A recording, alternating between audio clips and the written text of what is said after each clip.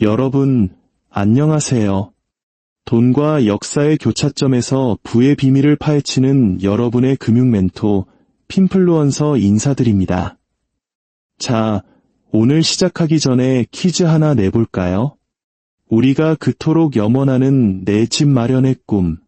인류는 과연 언제부터 이 꿈을 꾸기 시작했을까요? 19세기? 아니면 산업혁명이 한창이던 18세기? 많은 분들이 근대에 들어서야 비로소 사유재산, 특히 부동산 소유권이라는 개념이 생겼다고 생각합니다. 17세기 유럽 정도에서 시작됐다고 하면 꽤 아는 척 좀 할 수 있겠죠. 하지만 전부 틀렸습니다. 놀랍게도 부동산 투자의 역사는 저 멀리 우리가 흔히 암흑시대라고 부르는 중세시대까지 거슬러 올라갑니다. 대체 그 시절에 부동산 소유권이 어떻게 작동했고 투자는 또 어떻게 가능했을까요?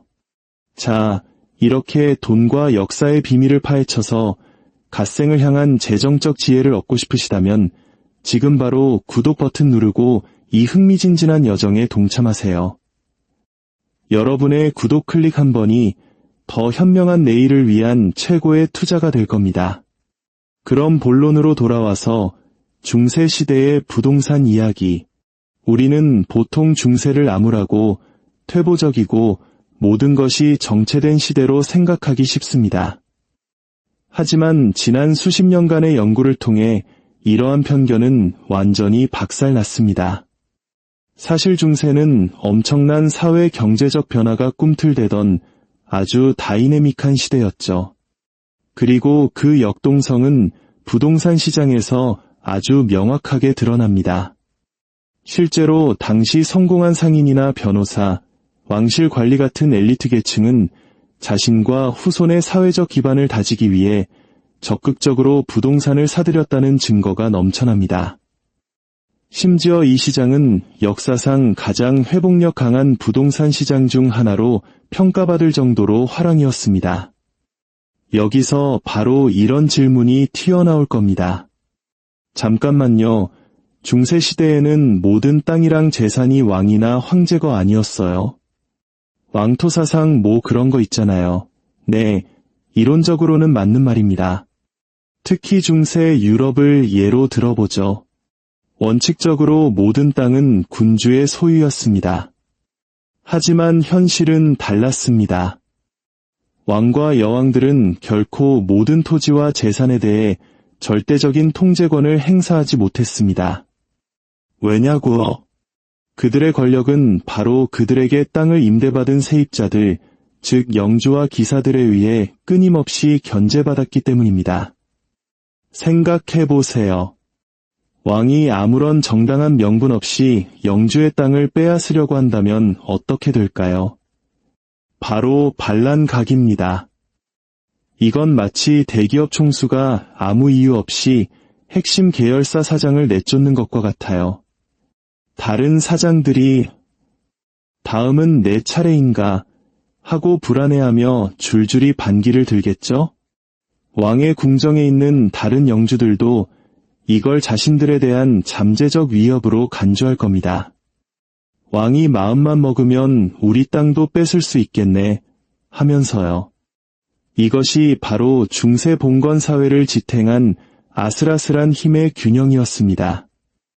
왕은 굳이 이 균형을 깨뜨리면서까지 영주들과 적대적으로 대할 이유가 별로 없었죠. 그 결과 영주들은 자신들이 왕에게 빌린 땅을 마치 자기 소유인 것처럼 통제할 수 있었습니다. 심지어 그 권리를 자식들에게 상속까지 시켜줬죠. 더 재미있는 건 이 영주들도 자신들의 땅을 평민들에게 다시 임대해줬다는 겁니다. 그리고 이 평민들 역시 여러 가지 방식으로 자신들의 재산권을 보호받았습니다. 첫째는 바로 왕의 법입니다. 왕의 법은 영주가 제멋대로 평민들을 땅에서 쫓아내는 것을 금지했습니다. 물론 이 법이 얼마나 효과가 있었는지는 또 다른 이야기지만 적어도 대부분의 경우에 이런 약속이 존재했다는 게 중요합니다. 만약 어떤 영주가 이 법을 어기면 왕은 그걸 빌미로 그 영주의 토지 소유권을 박탈할 명분을 얻게 되는 거죠. 하지만 왕만이 힘의 균형을 유지한 것은 아닙니다. 돈 많은 평민들, 즉 상인 계층이나 부르주아의 원족격인 이들은 필요하다면 자신들만의 사병을 고용할 돈이 있었습니다. 영주 입장에서는 괜히 이들을 건드렸다가 망신을 당하거나 지역사회의 불안을 초래할 위험을 감수하고 싶지 않았던 겁니다. 이런 이유로 많은 중세 도시들은 비록 법적으로는 멀리 사는 어떤 귀족에게서 임대한 땅 위에 세워졌음에도 불구하고 실제로는 높은 수준의 자치권을 누렸습니다. 결론적으로 현실은 오늘날과 매우 흡사했습니다. 세금을 잘 내고 맡은 의무를 다하고 법을 어기지 않는 한 당신의 토지에 대한 권리가 위협받을 가능성은 거의 없었죠. 물론 이건 어디까지나 돈이나 신분이 있는 금수저나 은수저들 이야기였습니다. 둘 다 가지지 못한 대다수의 흙수저, 농노나 노예들에게 부동산 소유는 그저 다른 세상 이야기, 상상조차 할 수 없는 일이었습니다. 자, 지금까지는 중세 유럽의 부동산 시장을 살펴봤는데요. 세계의 다른 지역들은 어땠을까요? 각자 독특한 시스템을 가지고 있었지만 결국 비슷한 결과를 낳았습니다. 예를 들어 중세 중국에는 전골권과 전피권이라는 개념이 있었습니다. 대략 땅속 권리와 땅 표면 권리 정도로 번역할 수 있는데요. 전골권, 즉 땅속 권리는 정부에 세금을 내고 공식 문서를 받아 소유권을 주장할 수 있는 권리입니다. 오늘날의 건물주나 지주와 비슷하죠. 하지만 결정적인 차이점이 있었습니다.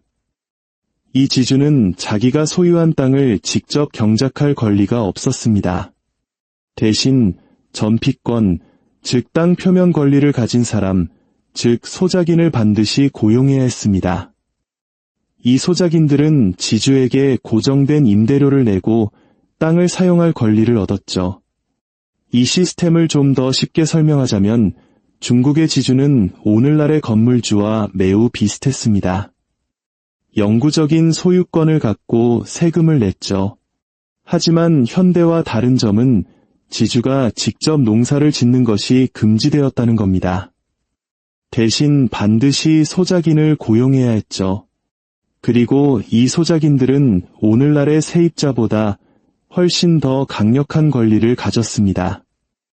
그들은 지주의 허락도 없이 자신들의 임차권을 다른 사람에게 양도하거나 다시 임대할 수 있었습니다. 요즘으로 치면 전세 세입자가 집주인 허락도 없이 다른 사람한테 다시 전세를 놓을 수 있는 소위 슈퍼갑 세입자였던 셈입니다. 게다가 법적으로 보증금을 미리 낼 필요도 없었습니다. 중세시대에 만들어진 제도라고는 믿기지 않을 정도로 상당히 잘 설계된 임대차 구조였죠. 자, 이번에는 이슬람 세계로 넘어가 볼까요? 이슬람 세계의 재산권은 사리아 법에 기반을 두고 있었습니다. 이 법률 체계는 사실상 시대를 매우 앞서 나갔는데요. 개인의 재산권을 인정하고 상속, 투자, 금융계약과 관련된 다양한 보호장치를 마련해두고 있었습니다. 하지만 이론은 완벽했는데 현실은 시궁창인 경우가 많죠? 실제 상황은 봉건 유럽과 별반 다르지 않았습니다. 바로 이크타라는 제도 때문이었죠. 이 제도 하에서 술탄은 무크타라고 불리는 행정관을 임명하여 영토를 다스리고 세금을 징수하고 지역 군대를 유지하게 했습니다. 표면적으로 이들은 정부 관료였지만 실제로는 봉건 영주처럼 행동했습니다. 그들의 직위는 자식들에게 세습되었고 종종 농부들에게 추가 세금을 부과해서 자기 주머니에 챙겼습니다. 호화로운 생활을 유지하기 위한 임대료 수입처럼 말이죠. 지금까지 살펴본 건 몇 가지 작은 예시에 불과하지만 중세시대 특정 지역에서 부동산이 어떻게 작동했는지 대략적인 감을 잡으셨을 겁니다. 그렇다면 진짜 궁금한 점, 과연 누가 부동산에 투자를 했을까요? 당신이 중세시대 어디에 살았든 당신에게 주어진 투자 옵션은 두 가지 요소에 달려 있었습니다. 바로 부와 신분이었죠. 수저 계급으로는 이때도 존재했던 겁니다. 하인이나 가난한 사람들은 부동산 소유는커녕 투자할 기회 자체가 거의 없었습니다. 하지만 당신이 자유민이고 더 많은 기회를 가졌다면 숙련된 전문직에 종사하거나 무역을 시작할 수 있었습니다. 오늘날처럼 당신이 사는 곳에서 멀리 떨어진 땅을 구매하는 것조차 가능했죠. 하지만 예나 지금이나 부동산은 비쌌습니다. 그래서 가장 부유한 사람들을 제외한 대부분의 사람들은 영끌에서 집을 사기보다는 그냥 월세를 내고 살았습니다. 말할 필요도 없이 특권을 가진 영주들이 가장 광범위한 투자 옵션을 가지고 있었습니다. 그들은 부와 영향력을 모두 가졌으니까요. 많은 중세사회에서 영주 한 명이 시골에 대저택 하나, 도시에 타운하우스 하나를 동시에 소유하는 것은 전혀 드문 일이 아니었습니다. 자, 그럼 마지막 질문입니다. 이 부동산들의 소유권을 이전할 때는 어떻게 했을까요? 대부분의 발전된 지역에서는 소유권 이전이 관련 당사자들 간의 문제로 끝났습니다. 하지만 유럽에서는 특히 도시에 살지 않는 한 추가적인 단계가 필요했습니다. 당신은 먼저 지역 영주의 승인을 받아야 했습니다. 이 좋은 기회를 놓칠 리 없는 영주들은 이 승인에 대한 대가로 보통 수수료를 챙겼죠. 그리고 이 똑같은 규칙은 당신이 귀족일 경우에도 적용되었습니다. 당신은 당신보다 더 높은 귀족의 승인을 받아야 했고 그 더 높은 귀족은 또 그의 주군에게 허락을 구해야 했습니다. 이런 식으로 왕의 지위에 도달할 때까지 계속되었죠. 한마디로 내 집 하나 팔겠다는데 직속 팀장님, 부장님, 본부장님, 사장님, 회장님까지 전부 결제를 받아야 하는 꼴이었습니다. 물론 각 단계마다 급행료는 필수였고요. 네, 중세시대의 부동산 등기 이전과 소유권 승계는 정말 까다롭고 복잡했습니다. 표면적으로 보면 중세의 재산권은 매우 제한적인 것처럼 보이지만 실제 부동산 시장은 상당히 활기찼습니다. 부유한 평민과 귀족 모두 당시 부동산 매매에 적극적으로 참여했죠. 그리고 이러한 형태의 사적인 토지와 재산 소유권은 더 큰 사회적 진보와 새로운 도시 엘리트 계층의 부상을 위한 길을 닦았습니다. 이 과정은 바로 그 중세 시대부터 시작되어 오늘날까지 계속되고 있는 셈입니다.